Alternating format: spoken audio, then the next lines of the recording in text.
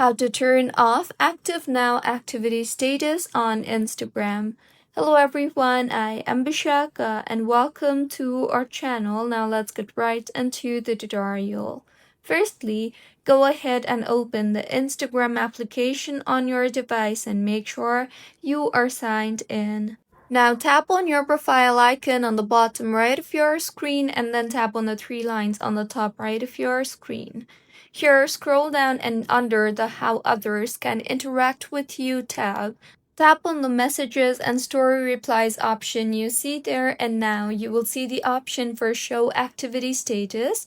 Tap on that and then go ahead and toggle off the toggle button for Show Activity Status, and with this, your Active Now status will not be shown to your Instagram followers. So this is how you can turn off Active Now activity status on Instagram. If you find this tutorial helpful, please like the video and do comment if you have any queries.